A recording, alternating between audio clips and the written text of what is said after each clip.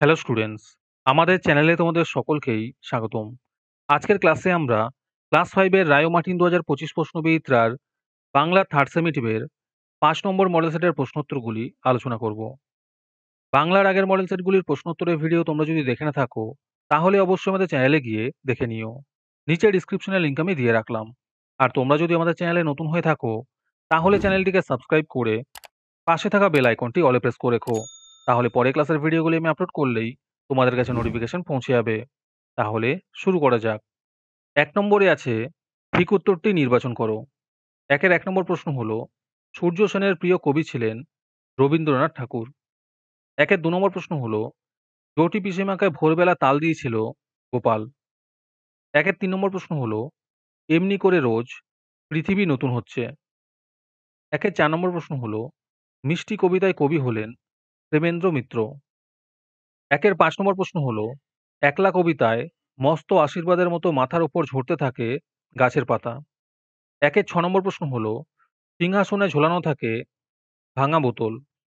একের ৭ নম্বর প্রশ্ন হলো, মধ্যম পুরুষের একটি উদাহরণ তিনি। একের ৮ নম্বর প্রশ্ন হলো, আবাহন শব্দটির বিপরীতার্থক শব্দ হলো বিসর্জন।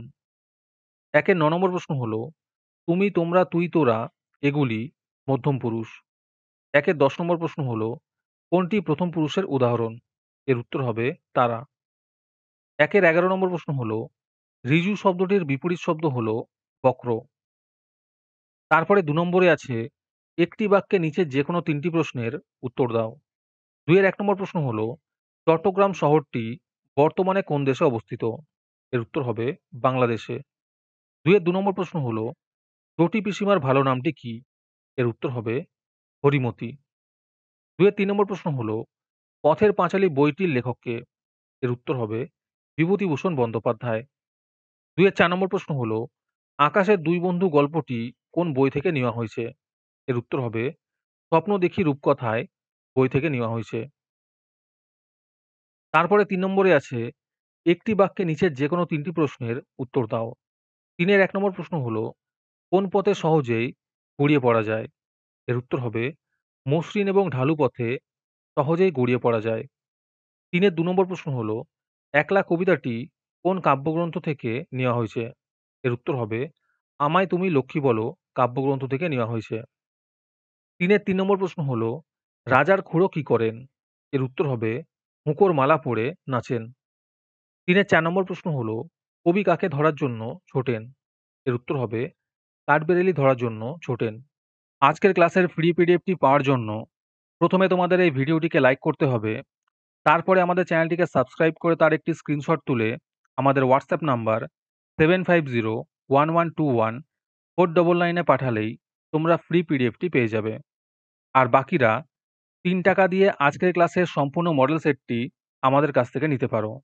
তারপরে ৪ নম্বরে আছে, একটি বাক্যে নিচের যে কোনো ২টি প্রশ্নের উত্তর দাও। এই প্রশ্নের উত্তরগুলি আমি তোমাদের দেখিয়ে দিচ্ছি। তোমরা দেখে দেখে নোট ডাউন করে নিও। ৪ এর ১ নম্বর প্রশ্ন হলো, ইংরেজ আমলে ভারতীয়দের প্রতি ইংরেজরা কেমন আচরণ করত? ৪ এর ২ নম্বর প্রশ্ন হলো, চটি পিসিমার বাড়িতে কী বারে কেন তালের প্রয়োজন হয়েছিল? এর উত্তর হবে চটি পিসিমার বাড়িতে মঙ্গলবারে তাল নবমীর ব্রত উপলক্ষে তালের প্রয়োজন হয়েছিল।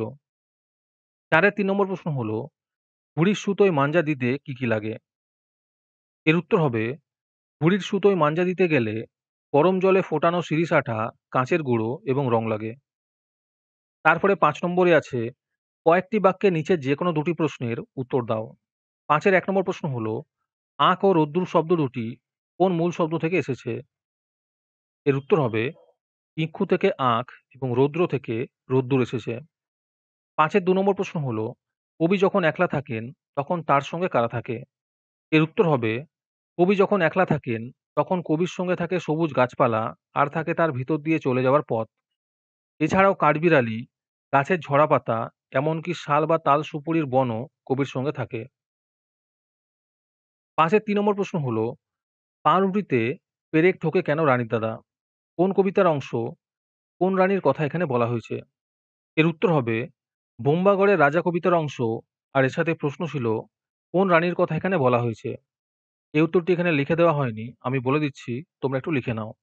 এর উত্তর হবে, এখানে বোম্বাগড় রাজ্যের রানীর কথা বলা হয়েছে।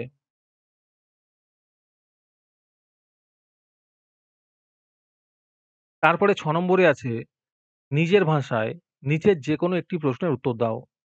৬ এর ১ নম্বর প্রশ্ন হলো, ইংরেজদের অত্যাচারের বিরুদ্ধে মানুষ কিভাবে মাস্টারদার নেতৃত্বে রুখে দাঁড়িয়েছিল?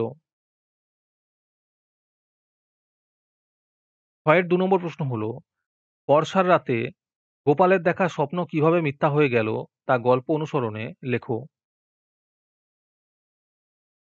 তারপরে ৭ নম্বরে আছে, নিজের ভাষায় নিচের যেকোনো একটি প্রশ্নের উত্তর দাও। ৭ এর ১ নম্বর প্রশ্ন হলো, কষ্টের বিনিময়ে পাওয়া যে সুখ তাই প্রকৃত সুখ। মিষ্টি কবিতায় এই কথাটি কিভাবে প্রকাশ পেয়েছে লেখো।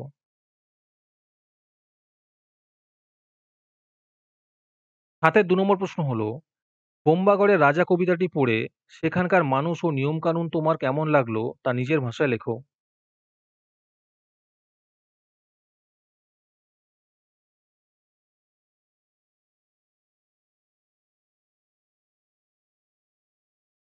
তারপরে ৮ নম্বরে আছে, অর্থ লেখো। যেকোনো ৩ টে করতে বলেছে। স্বাধীন হবে মুক্ত, পাহাড় হবে সৌন্দর্য, হাতি হবে সঙ্গী, গোলাম হবে দাস। তারপরে ৯ নম্বরে আছে, বাক্য রচনা করো। যেকোনো ২ টো করতে বলেছে। জোনাকি দিয়ে হবে, অন্ধকার রাতকে জোনাকি পোকা তার ক্ষুদ্র আলোয় সুন্দর করে তোলে। দয়া দিয়ে হবে, দয়া করলে মানুষ সমাজে সবার প্রিয় হয়ে ওঠে। দেশ দিয়ে হবে, নিজের দেশকে ভালোবাসা প্রতিটি নাগরিকের প্রথম কর্তব্য। তারপরে ১০ নম্বরে আছে, বিশেষ্য পদগুলি বিশেষণ পদে পরিবর্তন করো। যেকোনো ৩ টি করতে বলেছে। শাসন হবে শোষিত, গাছ হবে গেছো, পাথর হবে পাথুরে, আকাশ হবে আকাশী। তারপরে ১১ নম্বরে আছে, বিপরীতার্থক শব্দ লেখো। যেকোনো ২ টি করতে বলেছে। সাধ্য হবে অসাধ্য, আশীর্বাদ হবে অভিশাপ, চিৎকার হবে নীরবতা।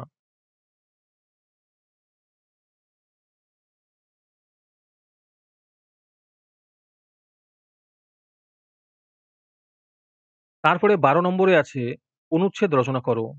যেকোনো একটি করতে বলেছে। ১২ র ১ নম্বরে আছে, একটি গ্রাম অথবা শহরের আত্মকথার অনুচ্ছেদ রচনা করো। ১২ ২ নম্বরে আছে, বিদ্যালয়ে গ্রন্থগারের ভূমিকার একটি অনুচ্ছেদ রচনা করো।